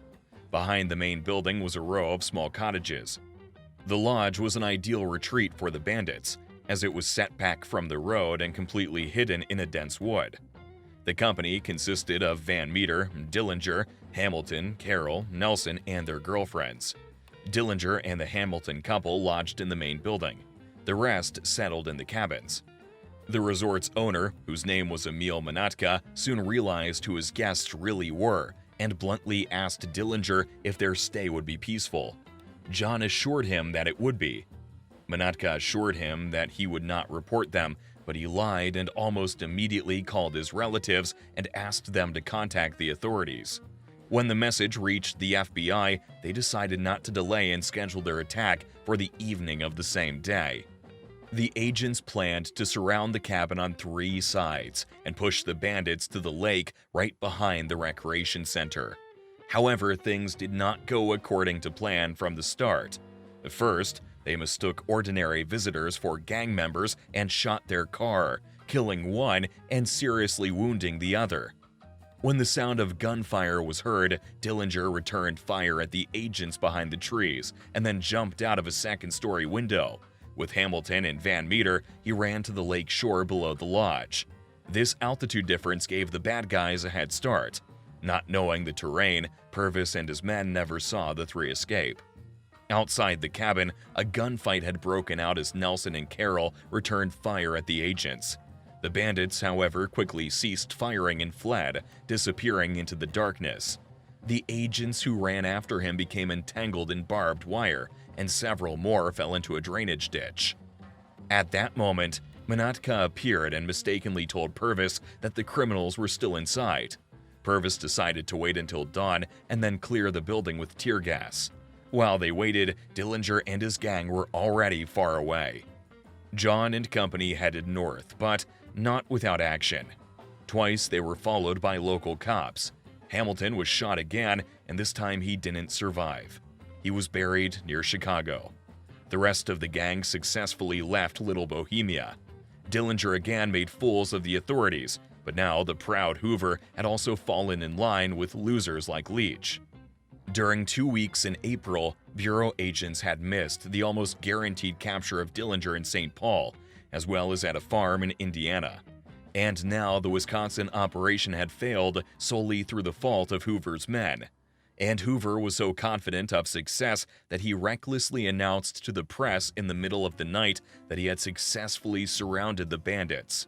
The Bureau looked even more foolish when it paid the Manatkas only $30 to repair the cars and the hotel, and the dealership where the agents rented the cars sued the federal government. Law enforcement was beginning to tire of Dillinger and the circus that accompanied him. When the dust settled, it wasn't just Purvis's career that was at stake. Hoover himself had been put in a predicament by the Little Bohemia affair. More than one politician in Washington already thought he should be fired or demoted. After Little Bohemia, Dillinger also caught the attention of the U.S. president. Roosevelt, who was in the first year of his New Deal program, hoped that federal and not local authorities could curb the nation's crime problems. When the crime bill was signed into law on May 18th, Roosevelt declared that his New Deal was designed to curb the villain, whoever that might be. The legislation gave the FBI 200 more agents. The government was concerned because there was growing public discontent. The Associated Press estimated that the government had spent $2 million chasing Dillinger after he had stolen less than a quarter of that amount. While the Little Bohemia escape was on everyone's lips, reporters got to the bottom of the second St. Paul escape as well. April was again the month when Dillinger managed to elude a host of law officers, adding to the veneer of his invincibility. On May 3, 1934, the gang went into action in Fostoria, Ohio. The loot was $15,000, and again, the robbery itself went awry, ending this time with casualties not only among the police, but civilians as well. 2 weeks later, on May 21st, Dillinger and Van Meter took a bank in north-central Ohio, this time in Galion, but only carried off about $5,000. Dillinger was recognized immediately after his trademark leap over the counter. The reason for the small gain was a change in the robbery plan. Banks were beginning to develop tactics against bandits, hiring more guards who understood what to do. So Dillinger just took the easy cash and didn't waste time in the vault. He still took his time, but many eyewitnesses noted Gentleman Johnny, with his smiles and jokes, was gone. Now everything went by quickly and without theatrics. John spent most of May in Chicago and northwest Indiana, busy thinking about the Billy Frechette trial in Minnesota and plastic surgery. His face had become too famous. He could no longer just pick up and walk down the street where his portrait was likely to be hung. To make matters worse, the governors of 5 Midwestern states had put a bounty on his head. Trusting no one but each other, John and Van Meter decided to take up residence in a red Ford truck. It contained 2 makeshift beds, and they spent some time at Crown Point Visitors Park, oddly enough. When later asked if he was afraid to return to the site of his famous jailbreak, Dillinger said Crown Point was the safest place in America for him. And he was right. No one was looking for him there. That's when he finally decided to have plastic surgery. Paquette found him a doctor who was willing to perform surgery on his face and a fingerprint removal for $5,000. Dillinger planned to remove 2 moles between the eyes, a small dent on the bridge of his nose, and a scar on his lip. Also included in the plan was a facelift, so the nationally famous dimple on his chin would disappear. The surgery was performed on the evening of May 28th. Anesthesia was administered by placing a towel over his face and dripping ether on it. Dillinger would not pass out, so the anesthesiologist started dripping more, causing the man to overdose. His tongue fell back and he stopped breathing. But the doctor was able to pump him out of it. The operation had to be carried out with local anesthesia, lasting 7 hours and causing Dillinger to lose a lot of blood. 5 days afterward, the doctor returned to remove fingerprints with hydrochloric acid, perform another surgery on Dillinger's face to remove the outstanding dimple on his chin, and perform surgery on Van Meter. At first, Dillinger was dissatisfied with the results, but when the swelling went down, for some reason he was convinced that he had become unrecognizable, although this was far from true.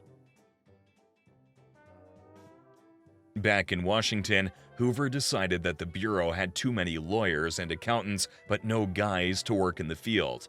In early May, he began recruiting firearms experts from Texas, including a man named Charles Winstead, who we'll mention again.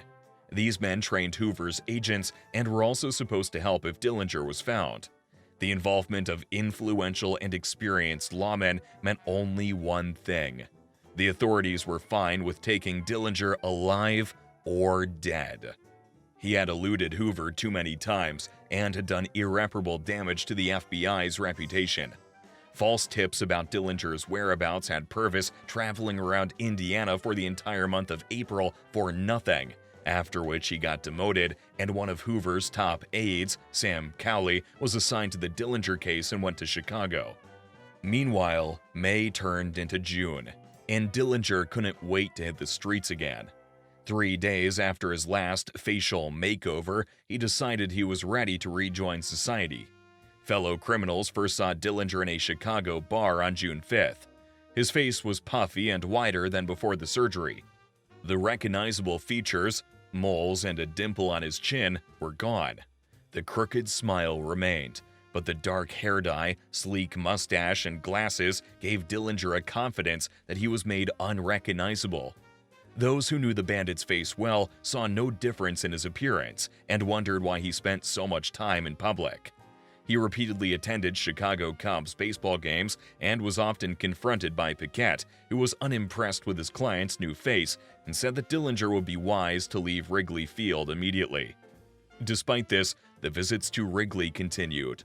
One day, Chicago detectives asked Paquette at the stadium when his famous client was going to turn himself in, with Dillinger sitting 20 feet away at the time. John spent the last few weeks of his life hiding in plain sight, enjoying his favorite pastimes of watching baseball and movies. On Monday, June 11th, he met Rita Hamilton, nicknamed Polly, who looked a lot like Frechette. 26-year-old Hamilton, originally from North Dakota and like Frechette of Native American descent, was a short girl with blue eyes and red hair. She worked as a waitress and moonlighted as a prostitute for a Romanian immigrant named Anna Sage, formerly known as Anna Campanas. In early July, Dillinger moved into Sage's Chicago apartment. He introduced himself as Jimmy Lawrence, an employee of the Chicago Chamber of Commerce. One of the major mysteries that remains is the connection between Dillinger and the East Chicago Police Department, and what Anna, Campanas Sage, in whose apartment Dillinger was staying, had to do with it all. There's intel that Sage's lover was Zarkovich, an East Chicago cop who served a couple years for taking bribes, one of Chicago's top corrupt cops. Most likely, Zarkovich was well aware of Dillinger's whereabouts and movements. That his girlfriend Sage introduced Dillinger to Frechette's double may not have been a coincidence either. It's obvious that Sage knew who Jimmy Lawrence really was, and it's not at all clear why John, who was always sensitive to danger, would trust this woman so much. So what were Dillinger's plans in June 1934? He always realized that he was engaged in a dangerous and violent business, but he clearly did not want to die.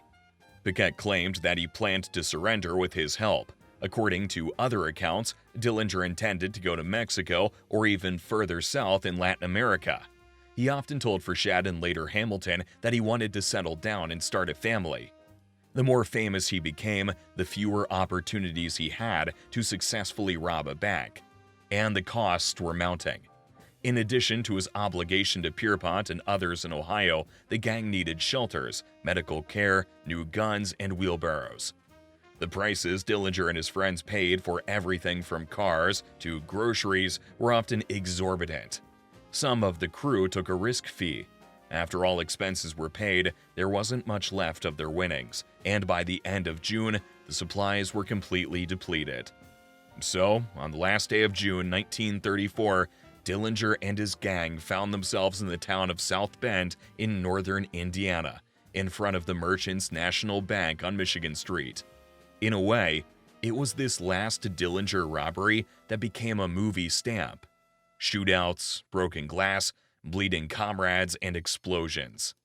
The robbers, the law officers, and the civilians all took a beating that day. Moreover, this time the citizens fired at the bandits just as much as the police did. Several cars and motorcycles rushed after the robbers. The bandits were throwing roofing nails and fiercely shooting back. One of the police cars overturned and exploded a little later. During the shootings, 6 townspeople were seriously injured and 1 police officer was killed. 2 of the gang were wounded and needed medical attention, so they retreated to Chicago as usual. After everyone was patched up, it turned out that what was taken amounted to just under $30,000. Not a lot considering the dead police officer, the wounded, and all the chaos they had caused. Bank robberies, or armed money grabs as some called them, were no longer an easy and lucrative endeavor. After this case, authorities added another $25,000 to the bounty on Dillinger, making it nearly $50,000 in total. And while state and federal officials were upping the ante for his capture, Dillinger was making his own plans.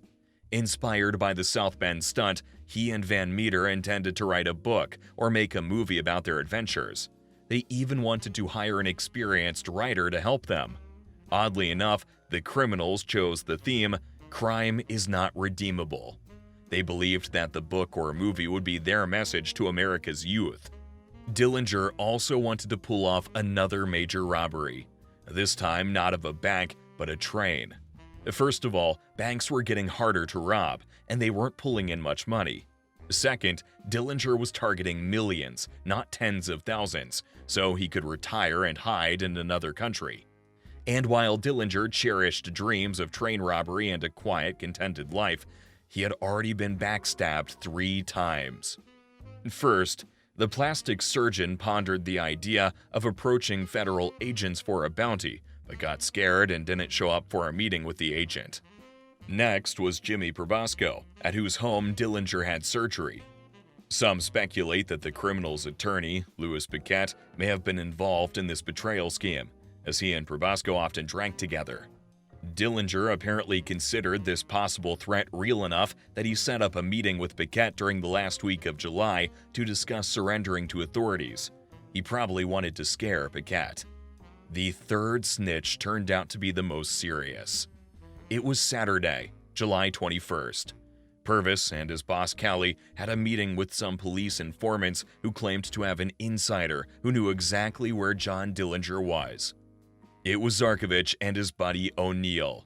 And the insider was, of course, Anna Sage. At 6 o'clock, 2 East Chicago cops were already laying out their scheme to the feds. Their female informant was ready to meet and give up Dillinger's exact whereabouts. Purvis and Callie readily agreed. At the meeting, Anna explained that in return, she wanted the reward promised for John and help with her issues with immigration. But Purvis only shrugged and said that the most she could expect for her information was a percentage of the reward and a letter of recommendation from him to Immigration Services.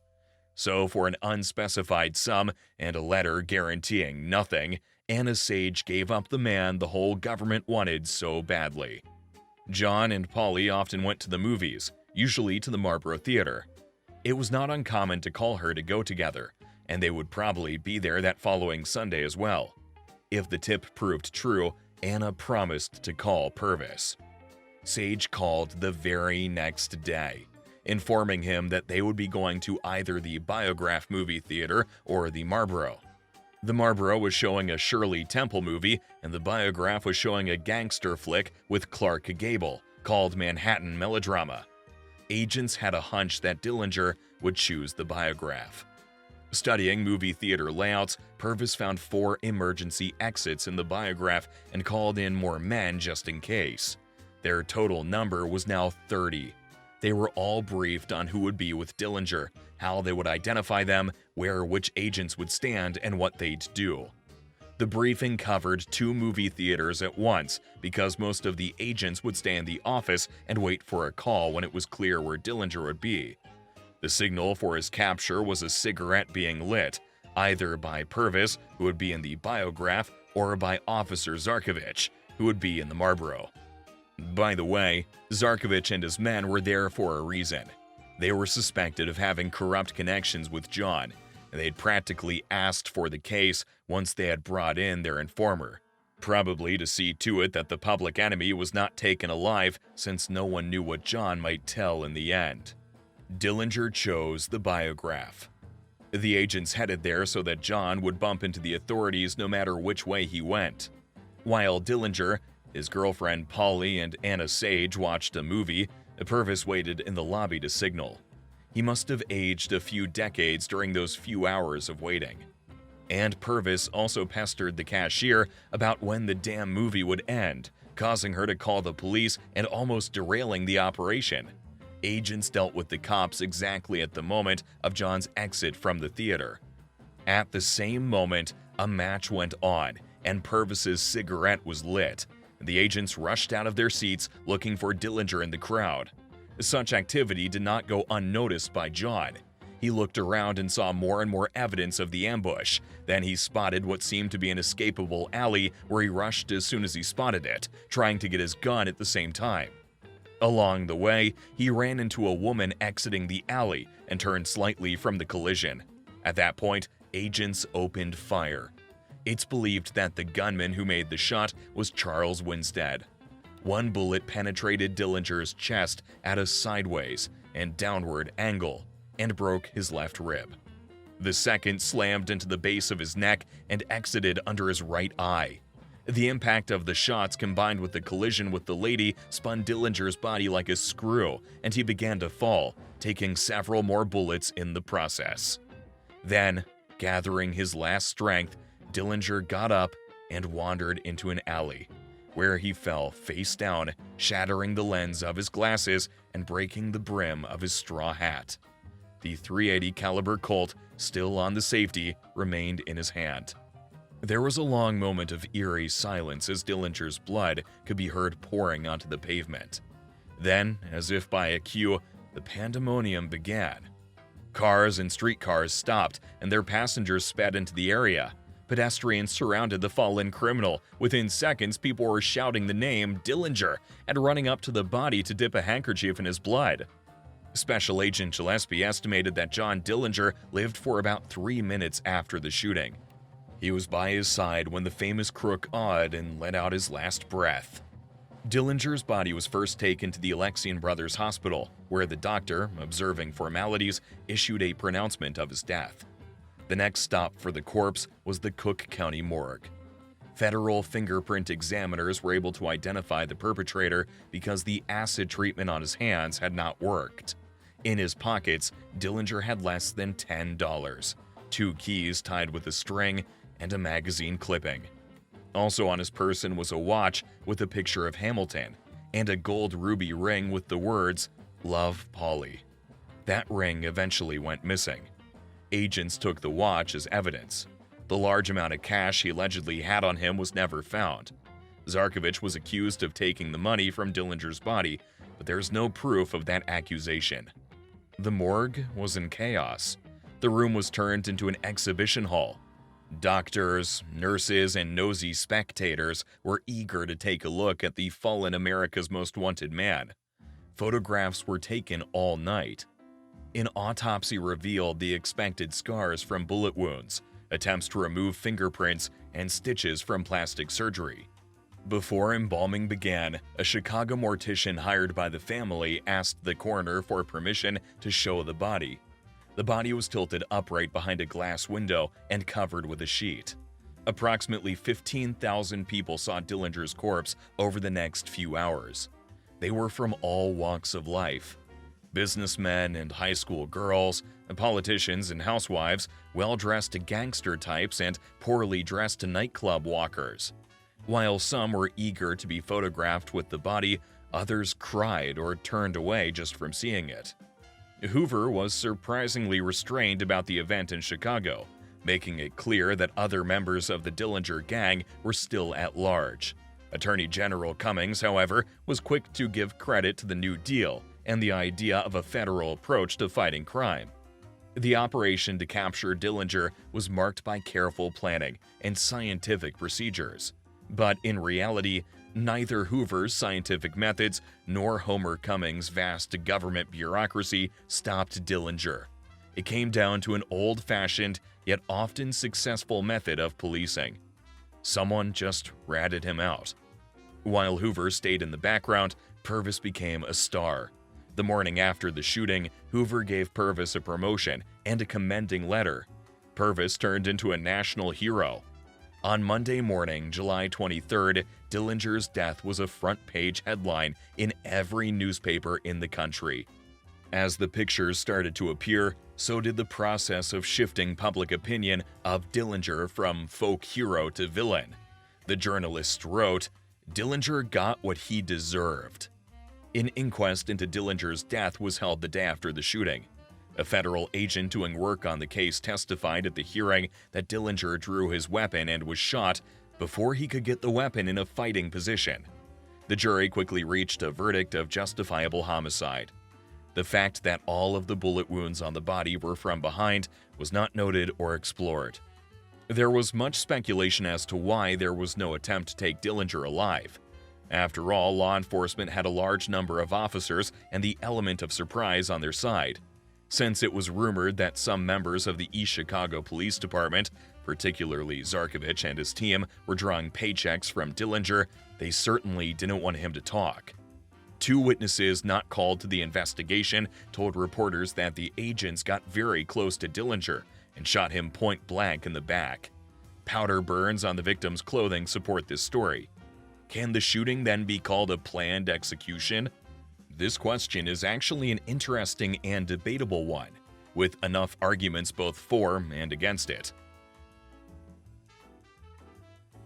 When John Sr. came to pick up his son's body, 5,000 Chicagoans gathered to watch the top-level criminal being taken away. Many people also gathered in Indianapolis, where the burial was to take place. John's family set a date for the burial and held it a day early to get away from unwanted gawkers, but it didn't help. A crowd still formed. And even a severe thunderstorm couldn't keep people from trying to witness the burial. Eventually, Dillinger was lowered into a grave in the cemetery where the President of the United States, 3 vice presidents, 2 Indiana governors, and several senators were laid to rest. To make sure the body would not be stolen, John Sr. filled the grave with concrete. Although no headstone was placed on Dillinger's grave for 2 years, when one did get placed, it was immediately taken in pieces by fans. Similarly, 2 more headstones were later destroyed. 6 weeks after Dillinger's death, his family performed on stage at the Lyric Theater in downtown Indianapolis, and later traveled the country to retell his story. Huge crowds eager to hear their stories paid 25 cents for matinee performances and 40 cents for evening performances. The theme was always, "Crime doesn't pay off." But it was obvious that most of the showgoers were there to hear about the crimes and the man who committed them. Dillinger's last visit to the Mooresville farm in April was the centerpiece of the show. Billy Frechette and other bandits sold their stories to newspapers and magazines. The Dillinger business was also lucrative for those who had souvenirs. These were often gruesome items from the final shootout, including handkerchiefs and rags stained with dried blood. Bricks from the alley near the biograph were auctioned off, as well as the clothes Dillinger was wearing the night he died. Most of Dillinger's gang and a number of men associated with him quickly followed their leader to the grave. Van Meter was tracked down by 4 police officers on August 23rd and cornered in the St. Paul area, his body riddled with bullets. The following month, Charles Mackley and Harry Pierpont, awaiting execution in Ohio, repeated Dillinger's famous ruse by making 2 fake guns in their prison cells. When they tried to use them on September 23rd, Mackley was shot and killed, and the wounded Pierpont survived only to be executed in the electric chair on October 17th. Babyface Nelson was similarly killed in a shootout with authorities. After being released from prison, Dillinger's main girlfriend, Billie Frechette, continued to talk about her ex at fairs. Dillinger's last girlfriend, Polly Hamilton, remained in Chicago. Both women died of cancer in 1969, 1 month apart. An unlikely victim of the Dillinger case was Agent Melvin Purvis. A few months after Dillinger's death, he led the manhunt for Charles Pretty Boy Floyd, which ended with Floyd's death on an Ohio farm on October 22, 1934. He was one of several agents who shot Floyd. Purvis had earlier made a series of comments in the press about the prosecution of Nelson that angered the ambitious Hoover. Purvis had gotten more fame than the director, and this could no longer continue. Hoover simply hounded him and forced him out of the bureau a year after Dillinger's death. Winstead, the man credited with the shot that killed Dillinger, also left the FBI in 1943 after a run-in with Hoover. He died in New Mexico in 1973 at the age of 82. Hoover died a year before Winstead in 1972. Never resigning as director or fearing presidents because of what he knew about them, Hoover always used Dillinger to build his image. Up until his death, he considered the bank robber's death his greatest success. Richard Gid Powers wrote that Hoover was so infatuated with Dillinger that 40 years later he spoke of his rival as if he were still alive. According to Powers, beginning in 1937, Hoover's office became a sort of unofficial Dillinger museum. Among the exhibits were the outlaw's post-mortem mask, the gun he carried the night of his death, the straw hat, and even the coins and a woman's photograph that were in his pockets. In truth, it was the year-and-a-half-long pursuit of Great Depression-era bank robbers and kidnappers, and especially Dillinger's death, that had ensured the FBI's fame. Hoover's agency needed a celebrity. The director clearly recognized this, which might explain his lifelong obsession. Immediately after the deaths, executions, and captures of the principal perpetrators in 1934, the Hoover publicity machine did its best to revise the story of Dillinger's murder.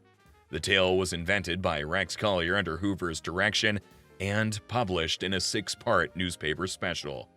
According to Collier, Hoover personally led the Dillinger operation from Washington that night. It was the scientific methodology of the agency that led to its result. Purvis was mentioned, but his importance to the operation was diminished. Collier even added that Dillinger was afraid of the agency, trying to make the criminal look like a chicken when dealing with the FBI.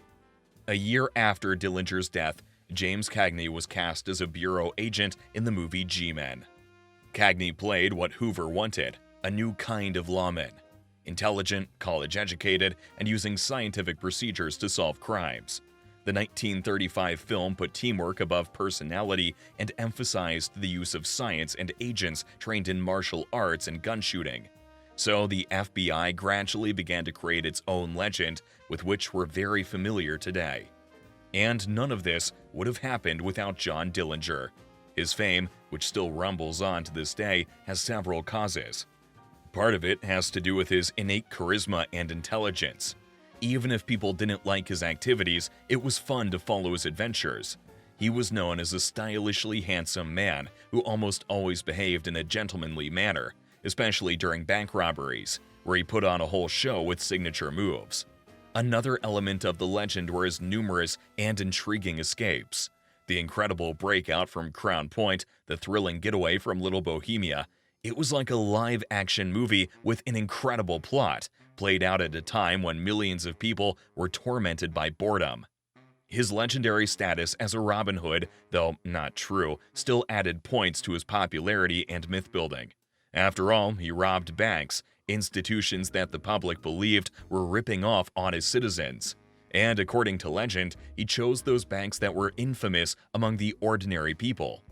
However, the public often overlooked the fact that those around Dillinger on both sides of the barricades constantly died.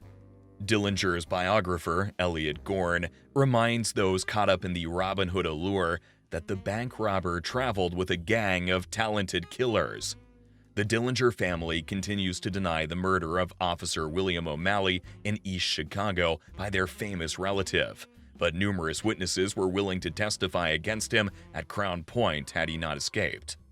Harry Pierpont and Charles Mackley were convicted of the proven murder of Lima Sheriff Jess Sarber.